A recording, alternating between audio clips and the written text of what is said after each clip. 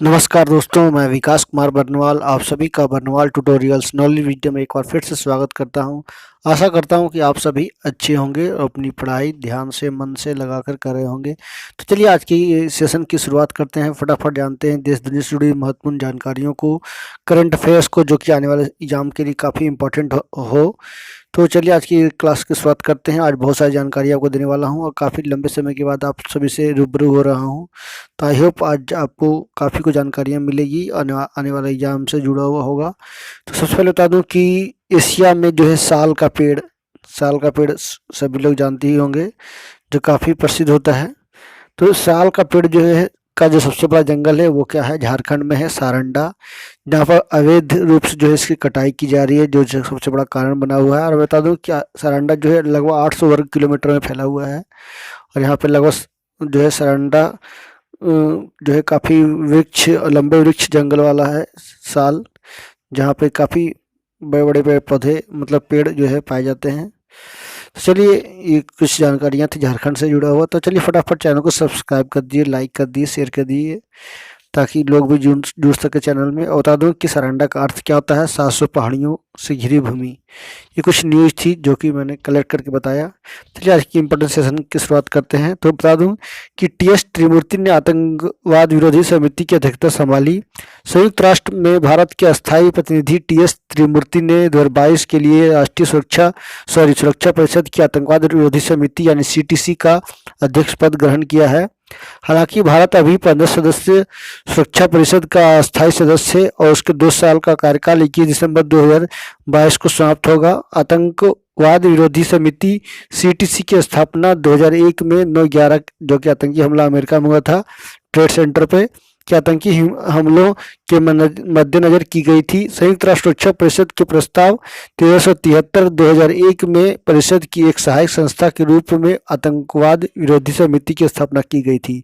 तो बहुत बड़ा इंपॉर्टेंट क्वेश्चन बन सकता है कि संयुक्त राष्ट्र सुरक्षा परिषद के किस प्रस्ताव के तहत जो है इसको एक संस्था के रूप में बनाया गया है, तो जरूर इसको याद रखिए। तो क्या है प्रस्ताव 1337 सब सेक्शन 2001। संयुक्त राष्ट्र सुरक्षा परिषद को अल्बानिया, ब्राजील, गबन, घाना, संयुक्त अरब अमीरात के 5 सदस्य के रूप में मिले हैं। यह भी काफ़ी इंपॉर्टेंट है, इसको जरूर याद रखिए। नेक्स्ट चलते हैं। सशस्त्र पुलिस बल के जवानों को आयुष्मान कार्ड देने का कार्य पूरा हो गया है। तो केंद्र सरकार ने केंद्रीय सशस्त्र पुलिस बल यानी सीएपीएफ के तहत आने वाले 7 सालों में कर्मियों व उनके परिजनों को लगभग 35 लाख आयुष्मान स्वास्थ्य कार्ड वितरित करने का कार्य पूरा कर लिया है। बता दूं कि इसके तहत वे देश भर में 24,000 अस्पतालों में कैशलेस उपचार का लाभ उठा सकते हैं। इसमें Assam rifle, CRPF, BSF, CISF, ITBP, SSB और एनएसजी के जवानों को इसका लाभ मिलेगा। बता दूं कि इसमें सबसे काफ़ी इंपॉर्टेंट सवाल है, इसको देख लीजिए।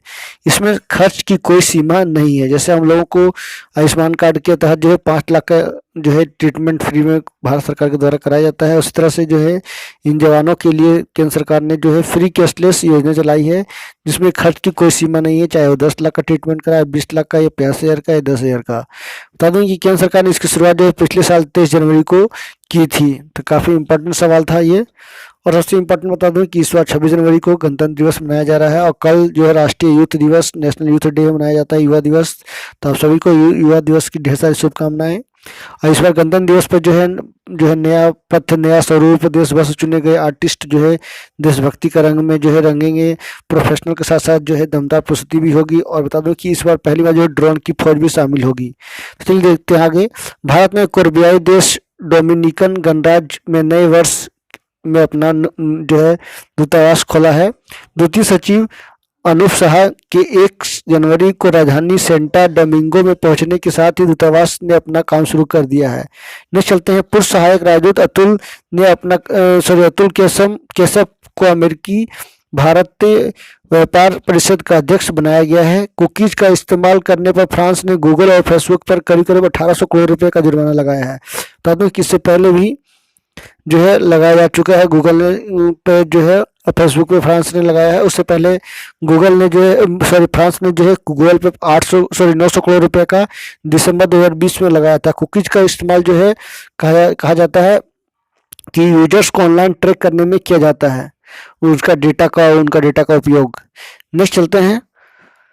केंद्र सरकार ने जम्मू कश्मीर में घाटी के गुलमर्ग और सोनमर्ग पर्यटन स्थलों में लगभग 17,000 हेक्टेयर भूमि को रणनीतिक क्षेत्र घोषित किया है, जिससे सशस्त्र बलों के लिए इन भूमि को अपने नियंत्रण में करने का मार्ग प्रशस्त हो गया है। जम्मू कश्मीर के पर्यटन विभाग की ओर से 31 दिसंबर 2021 को जम्मू कश्मीर में जारी एक आदेश के अनुसार बारामूला जिले के प्रसिद्ध स्की रिसोर्ट गुलमर्ग में करीब 52 हेक्टेयर और गांदरबल जिले के के अन्य प्रसिद्ध पर्यटन स्थल सोनमर्ग में करीब 18 हेक्टेयर जमीन को रणनीतिक क्षेत्र घोषित किया गया है, जिसका इस्तेमाल सेना सशस्त्र बल कर सकेंगे। केंद्रीय गृह मंत्रालय ने अक्टूबर 2020 में एक शासकीय आदेश के माध्यम से जम्मू कश्मीर विकास अधिनियम 1970 के संशोधन 1970 में संशोधन किया था, जिसके बाद केंद्र शासित प्रदेश के प्रशासन की ओर से जारी की गई यह पहली अधिसूचना है। तो काफ़ी इंपॉर्टेंट न्यूज है ये, इसको जरूर याद रखिए। जितने भी मैं आपको दिखा रहा हूँ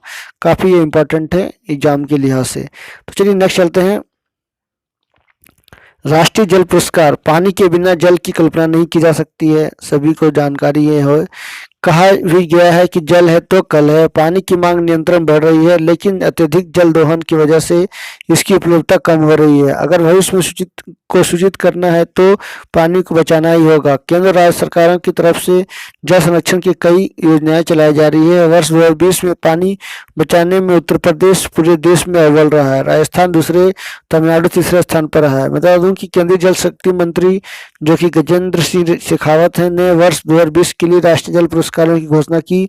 उत्तर प्रदेश के मुजफ्फरनगर को उत्तरी जोन में जल संरक्षण के लिए सर्वश्रेष्ठ जिले का सम्मान मिला। दूसरा बता दूं तो पंजाब के शहीद भगत सिंह नगर को मिला।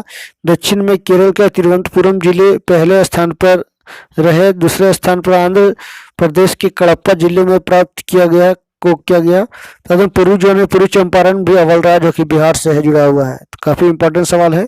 चलिए नेक्स्ट आगे चलते हैं। और बता दूं कि एक इंपॉर्टेंट न्यूज आया सामने में कि मैनपुरी का सैनिक स्कूल अब देश के पहले CDS रहे जनरल बिपिन रावत के नाम से जाना जाएगा। CM आदित्यनाथ ने इसकी घोषणा कर दी है। जनरल रावत पत्नी व 12 अन्य सैनिकों की 8 दिसंबर को हेलीकॉप्टर के हादसे में मौत हो गई थी। नेक्स्ट चलते हैं। तेजी से बढ़ते शहरों की सबसे बड़ी समस्या कचरे का निपटान है। इस समस्या का हल मुंबई के Bhabha atomic research centre bark ने ढूंढ लिया है। इसकी नई टेक्नोलॉजी कोबाल्ट 60 की गामा किरणें सीवरेज लाइन से निकलने वाली कचरे को खाद में बदल देगी। इस खाद का इस्तेमाल खेतों में पैदावार बढ़ाने के लिए हो सकेगा। रावत भाटा स्थित रेडिएशन एवं आइसोटोप टेक्नोलॉजी बोर्ड यानी ब्रिट ने इसके लिए गामा सोर्स बनाया है। अहमदाबाद में प्रयोग सफल रहा है, अब जल्द ही इंदौर में शुरू होने जा रहा है। बता दूं कि कोबाल्ट 60 कैंसर के इलाज के साथ साथ कई कामों में उपयोगी साबित हो रहा है और सफाई में भी काम आएगा। इस प्रक्रिया में कोबाल्ट 60 से निकली गामा किरणों के जरिए सूखे सीवेज कीचड़ को साफ किया जाता है। इसे सुखाकर गामा किरणों से नुकसानदेह बैक्टीरिया को खत्म कर के खाद में बदल देते हैं। यह इंसानों के लिए सुरक्षित है। अहमदाबाद नगर निगम ने 108 टन क्षमता का संयंत्र स्थापित भी कर लिया है। काफी बड़ा जानकारियां थी ये। नेक्स्ट चलते हैं। ये देख सकते हैं क्या है कोबाल्ट 60। कोबाल्ट 60 कोबाल्ट का एक आइसोटोप है। कैंसर के उपचार से लेकर के औद्योगिक रेडियोग्राफी तक इसका उपयोग होता है। इंडस्ट्रियल रेडियोग्राफी में या इमारत के ढांचे में कमी का पता लगाता है। इसके अलावा चिकित्सा संबंधी उपकरणों की स्वच्छता, मेडिकल रेडियोथेरेपी, लैब के रेडियोधर्मी स्रोत, smoke detector, radio active tracers, food and blood irradiation में भी इसका इस्तेमाल होता है। तो PMO ने भी इसके प्रसार प्रचार के लिए कहा है। बता दूं कि रोबोट के जरिए जमा किया जाता है कोबाल्ट 60। दरअसल परमाणु रिएक्टरों को नियंत्रण करने के लिए नियंत्रण छड़ें होती है। इसमें कोबाल्ट 59 की छड़ें लगाई जाती है। नियंत्रण के दौरान एक न्यूट्रॉन छड़ ग्रहण कर लेती है और कोबाल्ट 60 का सोर्स बन जाता है। इसे सुरक्षित प्रोसेसिंग से रोबोट और अत्याधुनिक मशीनें की मदद से जमा किया जाता है। इसकी विशेष पैकिंग कर कैंसर अस्पतालों और फूड प्रिजर्वेशन के लिए भेजा जाता है।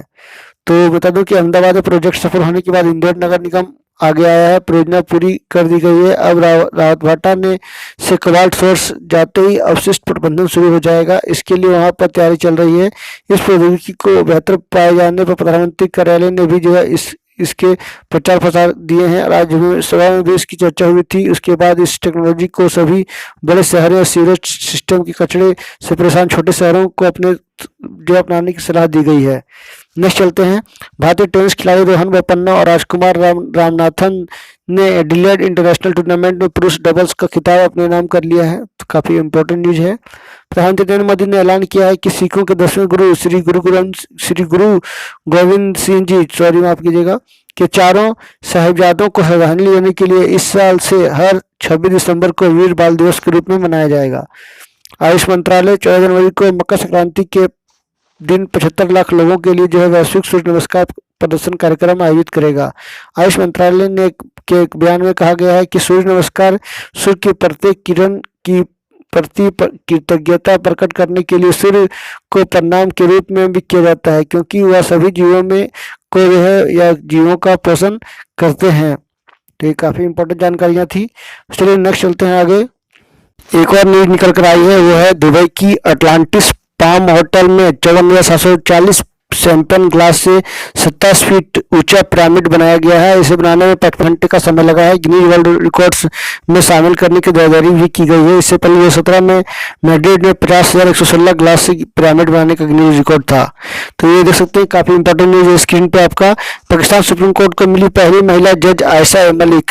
नियुक्ति का कुछ न्यायाधीशों और वकीलों ने इसका जो है विरोध किया है। क्यों किया है उसके बारे में बताऊंगा मैं। तो कराची ग्रामर स्कूल से शुरुआती पढ़ाई की, कराची के government college of commerce and economics से स्नातक की है, लाहौर के कॉलेज ऑफ लॉ से degree, Harvard school of law से LLM निविद स्नातक और 1998 में चुनी गई लंदन H. गेमल फेलो। तो ये पहली महिला न्यायाधीश बनने जा रही हैं पाकिस्तान के सुप्रीम कोर्ट की। तब के लोगों ने किया समर्थन, कहा टूट रही है रवायतें। तो बहरहाल आयशा मलिक की नियुक्ति का पाकिस्तान की कई प्रमुख हस्तियों ने ये समर्थन किया है। और बता दूं कि एक मामले में जो है वो काफ़ी आगे रही हैं। इसका एक उदाहरण उनका पिछले वर्ष एक ऐतिहासिक फैसला है, जिसमें बलात्कार के मामलों में महिलाओं पर किए जाने वाले विवादित प्रशिक्षण को लेकर उन्होंने जो रद्द कर दिया, जो अक्सर आरोपियों को कानून के फंदे से बच निकलने में मददगार होता था। पीड़ित महिला के चरित्र को संदेह के घेरे में खड़ा कर देता था। तो बलात्कार के मामले में विवादित प्रशिक्षण को कर चुकी हैं रद्द। तो काफ़ी बड़े फैसले उन्होंने लिए हैं और काफ़ी जो है इनकी जवाबदेही से वो काम लेती हैं। इसी के देखते हुए जो है इनको सुप्रीम कोर्ट का पहला महिला जज के रूप में या न्यायाधीश के रूप में इनको नियुक्ति की जा रही है। तो ये था आज का इम्पोर्टेंट सेशन। आई होप आज के सेशन से काफ़ी कुछ जानकारियाँ मिली होगी। तो thank you very much for everyone. I hope आप लोगों को बहुत कुछ सीखने को मिला होगा आज की क्लास से। तो थैंक यू वेरी मच। तो नई जानकारियों के साथ मैं फिर हाजिर हूँगा। तब तक के लिए नमस्कार, सबा किया, धन्यवाद। Stay healthy and be happy. बहुत सारा और बता दूं कि आप कोरोना के संक्रमण से बचिए, मास्क लगाएं और लोगों को जागरूक करें, क्योंकि लगातार केस बढ़ रहे हैं देश में, जो कि चिंता का विषय बना हुआ है। तीसरी लहर जो है माथे पे है, सिर पे है, तो आप सभी को बचने की जरूरत है।